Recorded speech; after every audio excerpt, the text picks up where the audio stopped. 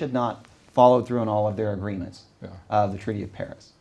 But anyway, through the 19th century, it never occurred to Americans to engage in the affairs of Europe, to engage in the affairs of Asia.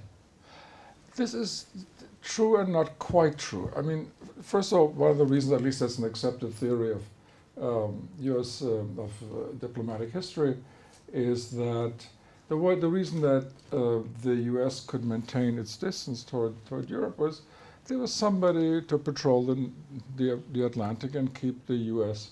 protected. That was the British Navy after that little incident between 1812 and 1814. None of my kids, when I teach them that kind of stuff, knows that the Brits did burn down Washington during that war. So there was no need to engage in the war. And by the way, this isolationist tradition, I thought, at least by the middle of the 19th century, the U.S. was really quite active in Asia. So, by comparison, perhaps to the 18th century, but it doesn't stand in comparison at all to the situation in the 20th century. And the big turning point, of course, comes with the beginning of the Second World War, with Pearl Harbor, when all of a sudden the isolationist mindset is discredited. Americans discover two things. One, that they can afford to fight a war on two sides of the world. And secondly, that war and the preparations for war are a wonderful solution to the problem of the Depression. Now, and this is something that is important going forward, because... Well, let's have a little war right now. Well, the thing is that in order to make it work, you have to have disposable income. And the money that government would spend on war can't otherwise be claimed by something else.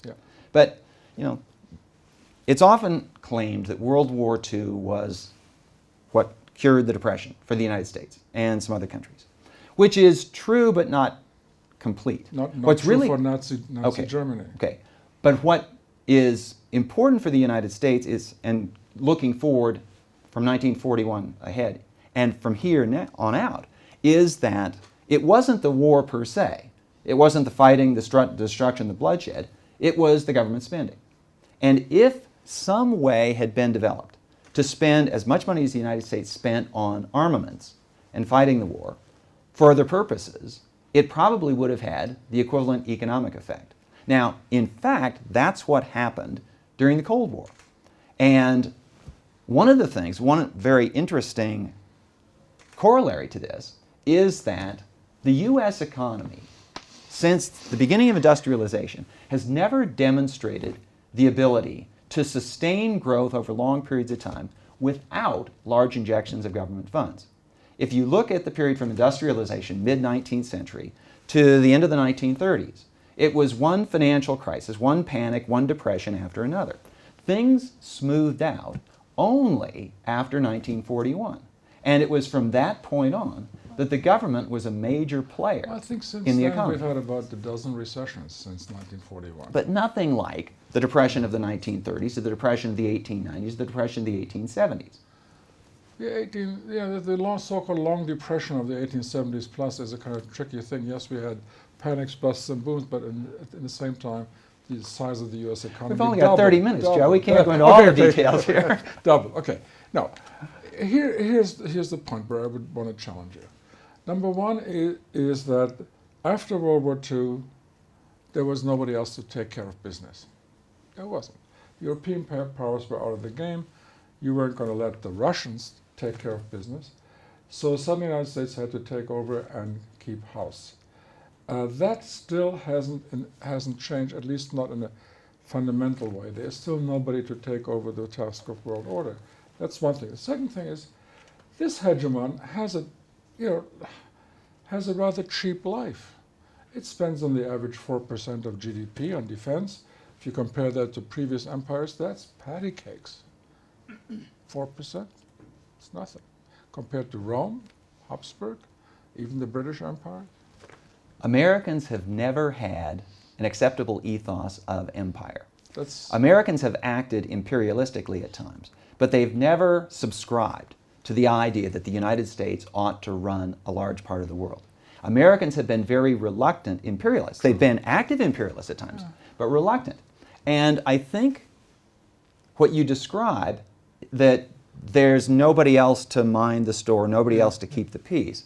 That is an obvious thing for someone looking at the United States from outside to say. It's not at all obvious for someone who lives in Iowa that, okay, there's nobody else to keep the peace of Europe, so we have to do it. In the 1930s, one could have made the same argument, and Americans took just the opposite conclusion. But what's forcing America to get the foreign policy how did you put it in the beginning? It can afford. It can afford. Until during the 20th century, I call this the era of free security for the United States. Free in the sense that not once between 1898, the war with Spain, and 2008, with one very minor exception I'll get to, did anybody prospectively weigh costs against benefits when the possibility of America going to war came up. So when Woodrow Wilson took the United States into the First World War, nobody said, Mr. President, that's going to be too expensive. When Franklin Roosevelt with the Second World War, Korea, Vietnam, the Gulf War, you name it, this came up very briefly in the run-up to the invasion of Iraq in 2003, and the general who brought it up was quickly fired. But 2008 changed the game. Since 2008, American politics has been obsessed with the American federal debt and the deficit. And the time is coming very shortly when all the promises made to the baby boomers are going to have to be either paid or modified. Now, in the United States, everybody who is part of the Social Security system, that is everybody who works and gets wages or salary for a living, every year gets a statement from the Social Security system. This is what you're going to get. Yes. It says this is what you've contributed. This is what you're going to get. It's got your name on it. It's got your Social Security number, and it says if you retire at 65, you'll get this. If you wait till 62, it's 67, and so on. I don't get a statement like that from the Pentagon. I don't feel I have a moral claim on the Pentagon in a way I and most American taxpayers feel they have a moral claim on Social Security. The consequence of this is when it really comes down to a contest between keeping American troops in Afghanistan or some future country, or cutting back on Social Security, I think American voters are going to say, I'm going to keep my Social Security and let Afghanistan figure its own way out of its problems. Not quite what the public opinion figures say, but I think let's look at the rise of Ron Paul. Yes. Even conservatives are starting to come back to the old conservative idea that the U.S. government was supposed to govern the United States and not govern the world. Okay. Ron Paul hasn't been doing very well lately, has he? He's not going to win the nomination, but he sticks around as a voice for those people on the Republican side. The last time around, he was hardly a Republican. He was really with the Libertarians. Yeah. But this idea of bringing American troops home and spending that money in America or giving it back to taxpayers is catching on.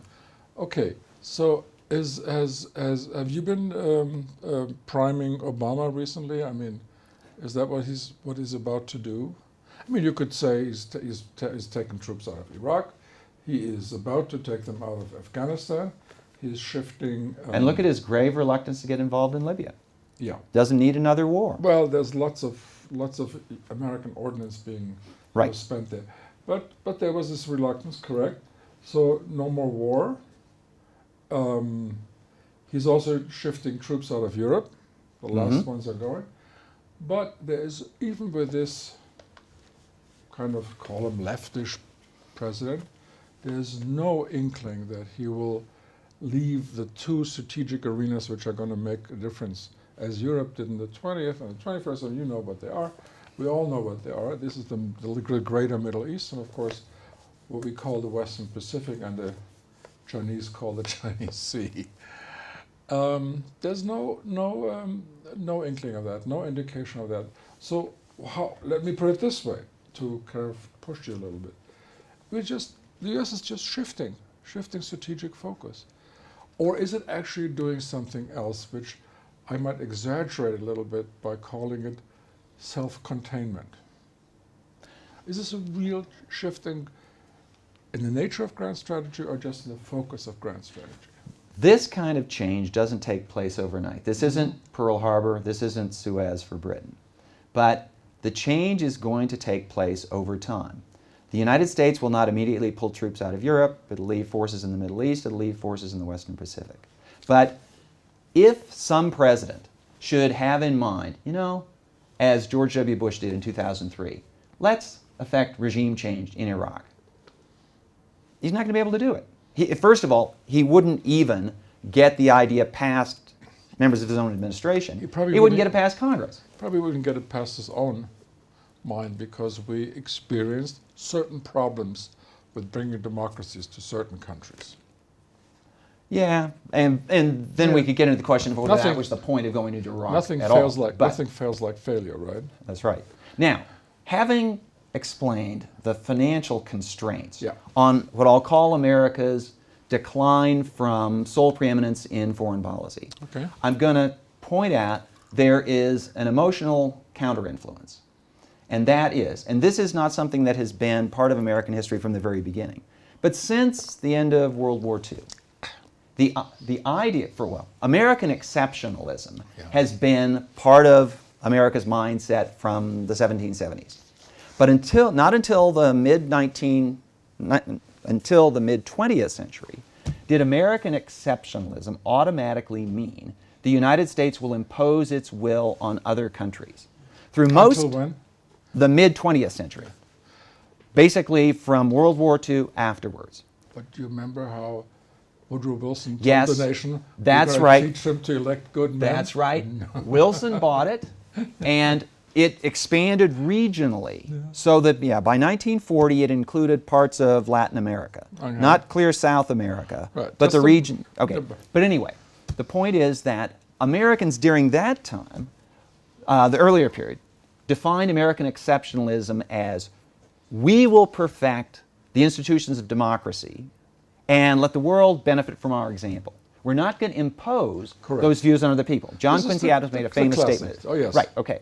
John Quincy, And so, Jefferson. so from 1945, let's say, Yeah. until roughly now, the mode of American exceptionalism has been we will show the rest of the world how to do it, and if the rest of the world doesn't follow our example, we will force the rest of the world to follow. So there are American troops in Iraq. We'll encourage her. Right, okay, well, you invade a country, that's strong encouragement. That's very strong.